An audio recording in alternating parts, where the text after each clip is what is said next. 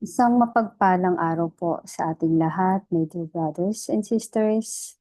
Ito po ay blessed Sunday po sa ating lahat. Tayo po ay nagagalak na muli ay pagkasama-sama po tayo. Okay po, pray po muna tayo. Lord, maraming maraming pong salamat sa araw na ito. Salamat po sa biyaya ng buhay na patuloy mong pinagkakatiwala sa amin. Salamat po sa kalakasan. Salamat po, Lord, na kami po ay magkakasama na naman ng aking mga kapatid, Lord God, sa platform na ito. And I pray, Lord, samahan mo kami sa mga susunod na sandali. Ikaw po ang mapapurihan at sa iyo po ang karangalan, O God, at kaluwalhatian. Bless us today, O God, as we hear your word. In the name of Jesus we pray. Amen. Amen po. So, bless Sunday po muli sa ating lahat. Bilang isang Christian, naitanong mo na ba sa iyong sarili? Ilang beses mo na ba itong naitanong sa iyong sarili? Ano ba yung tanong? Nagtataka ka ba bakit ikaw ay pinili ni God na iligtas? Bakit nga ba tayo kinahabagan ni Lord sa halip na parusahan tayo ng kamatayan noong tayo ay namumuhay pa sa ilalim ng kasalanan? Noong tayo ay hindi pa natin nakikilala si Kristo. Noong tayo ay hindi pa natin tinatanggap si Jesus as our Lord and Savior. Malamang ganito rin ang pakiramdam ni Noah. At tanong ni Noah sa Genesis chapter 7. So kung babasahin natin ang Genesis, hindi maiiwasan na bigyang pansin natin ang kamatayan at destruction na nagaganap habang bumabaha ang mundo. It's easy to overlook God's mercy. Madaling baliwalain ang awa ni Lord. Katulad ng naranasan ng Cebu, ng Aurora, Catanduanes at iba pang probinsya sa ating bansa na hinagupit ng bagyong Pinyo at ng bagyong Juan, na pagkalipas ng ilang araw, madaling nakaligtaan ng tao ang awa ng Diyos.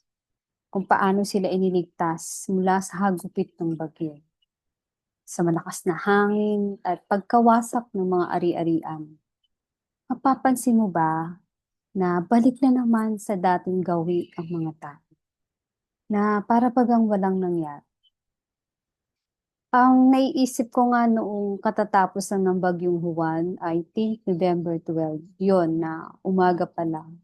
Habang malakas ang hangin na nararanasan namin dito sa aming probinsya, lumabas ako sa bahay at nakita ko kung paano hinahangin ng malakas ang mga puno, na halos malagas na yung mga dahon ng mga puno at nagkalat sa harap ng bahay namin, yung mga dahon. At ang nasabi ko na lang, Lord, thank you, na sa pamamagitan ng hangin na ito, malilinis ang maruming hangin at usok na nakapaimbulog sa kaulapan.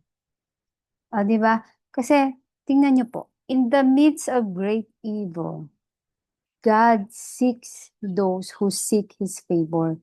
Sa gitna ng kasamaan, hinahanap ni Lord ang mga naghahanap ng favor niya. Sabi sa Genesis 6, 8 to 9, but Noah found favor in the eyes of God, of the Lord. Noah was a righteous man, blameless in his generation. Noah walked with God. So, in the eyes of God, nakita ni Lord ang faith ni Noah. So, si Noah ay makasalanan na nararapat mamatay, tulad ng sino man, ngunit siya ay ipinahayag na matuwid at walang kapintasan sa harap ng Diyos dahil sa kanyang pananampalataya. Ayon ito sa sinasabi sa Hebrews 11 verse 7. At sabi sa Genesis verse 8, Noah found favor in the eyes of God.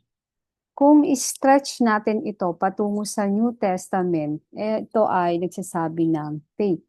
Sabi po sa Romans 4 verse 16, Everything depends on having faith in God, so that God's promise is assured by His gift of undeserved grace. This promise isn't only for Abraham's descendants who have the law, for it is all who are Abraham's descendants because they have faith, just as he did.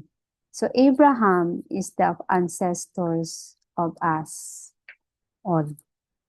Basahin ko po sa Filipino o sa Tagalog. Kaya nga't sa pananampalataya nababatay ang pangako, upang ito'y maibigay bilang bayad na kaloob para sa lahat ng anak ni Abraham. Hindi lamang sa mga saklaw ng kautusan, kundi sa lahat ng sumasampalataya rin tulad ni Abraham, sapagkat siya ang ama nating lahat. Ayan. So, ligtas ang family ni Noah dahil sa ark na ang tiyaga niya, masunurin niyang itinayo na habang ang mundo at ang lahat ng kanyang nalalaman ay nawala. So, malamang hindi maintindihan din ni Noah kung bakit pinili ng Lord na iligtas ang kanyang family. Amen. So, tulad ng bawat isa sa atin na nakaranas ng bagyo, naunawaan mo ba kung bakit pinili ng Lord na iligtas ang inyong buong family, probinsya, lugar mula sa hagupit ng bagyo? Pwede kasing ang mata ng bagyo dumaan mismo o tumama mismo sa inyong lugar o sa mismong lugar kung saan ka nakatira. Pero sa biyaya at habag ni Lord, hindi mo naranasan ang dinanas ng iba. Noong kasagsagan ng pagdaan ng bagyo, November 11 yun. Umaga pa lang, ramdam na namin dito sa probinsya. Yung malakas na hangin na hanggang bandang hapon ay malakas ang buhos ng ulan.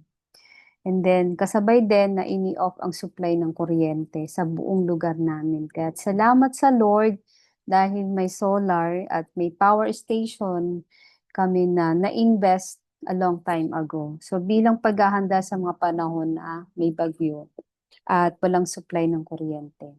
Kaya kung susumahin natin, napakalaking kagalakan at kababaang loob na maranasan ang grace ni God sa mga panahon na hindi natin kontrolado ang sitwasyon. Salamat kay Lord na iningatan niya ang bawat isa sa atin sa panahon ng bagyo. At si Noah ay walang kapintasan, walang kasalanan. At sinasabi ng Romans 3 verse 23, sapagkat ang lahat ay nagkasala at hindi nakaabot sa kaluwalhatian ng Diyos. At sinabi sa Romans 6 verse 23, ang kabayaran ng kasalanan ay kamatayan. So si Noah ay makasalanan na nararapat mamatay tulad ng sinuman. Ngunit siya ay pinahayag na matuwid at walang kapintasan sa harap ng Diyos dahil sa kanyang pananampalataya. At ito po ay sinasabi sa Romans 11 verse 17. So si Noah dahil sa pananampalataya, pinakinggan niya ang babala ng Diyos tungkol sa mga bagay na mangyayari ngunit hindi pa niya nakikita. So gumawa siya ng malaking barko. Ito yung ark. Upang siya at ang kanyang pamilya ay maligtas. At sa pamamagitan nito nahatulan ang sanlibutan. Ngunit si Noah at ang kanyang pamilya, ngunit si Noah ay ibinilang na matuwid dahil sa kanyang pananampalataya sa Diyos. Okay, ikaw ba kapatid nung kasagsagan ng bagyo? Ramdam mo ba? Ramdam mo yung malakas na hagupit ng hangin sa iyong bubong, sa labas ng bahay mo. Nakikita mo ang lakas ang buhos ng ulan. Kumusta ang state ng faith mo? Na-exercise mo ba ang faith muscle mo? Or nag-doubt ka ba sa faithfulness ni Lord? Natalo ka ba ng worries, ng kaba o ng takot? Ano ang naging resulta ng pagdaan ng bagyo sa iyo? Sa bahay mo at sa family mo? Hindi ba iningatan kayo ni Lord? Iningatan tayo ni Lord. All is well, di ba? So isa yan sa bunga ng faith mo sa Lord. Yung peace that when we put our faith in Jesus, the Holy Spirit produces this kind of fruit in our lives. The love, joy, peace, patience, kindness, goodness, faithfulness, gentleness, and self-control. So, hindi na kinakailangang iligtas ng Lord si Noah at ang kanyang pamilya, pero pinili niya ito. Pinili ni Lord na iligtas sila. Take note po natin ito ha. Nilikha ni Lord ang mundo sa loob ng 7 days. Pwede namang magsimula si Lord, mag-start ulit. Pero by the mercy of God, niligtas niya si Noah. God's mercy has a rescuing power for all people in trouble. Ang awa ni Lord may kapangyarihang magligtas para sa mga taong nasa kagipitan, sa mga taong tulad natin. Ang mercy or ang awa ay naiiba sa grace or biyaya. Grace is giving us what we do not deserve. Ang biyaya, sabi nga, ay ang pagbibigay sa atin ng hindi natin nararapat. At ang biyaya ay pagbibigay sa atin ng hindi natin nararapat. Pero ang mercy is withholding what we do not deserve. Ang awa ay ang pagpipigil sa nararapat na sa atin. Pwedeng ma-wipe out ang family ni Noah sa baha, kasama ng iba pang bahagi ng mundo. Pero alam niyo po, God extended His love, mercy, and kindness. Kaya, my dear brothers and sisters, ang ino-offer sa atin God is, God offers us the same mercy and kindness. When we, katulad ni Noah, put our faith in Jesus, we become righteous and blameless before God. So Jesus rescues us and gives us eternal and abundant life. So, ibang-iba na yung panahon natin ngayon. Kaya ang weapon natin ay ipagpatuloy na i-exercise ang ating faith muscle. Palakasin natin ito at patatagin, palalimin so that we can continue to walk with God. Katulad ni Noah. At magagawa din natin ang pinapagawa sa atin ni Lord.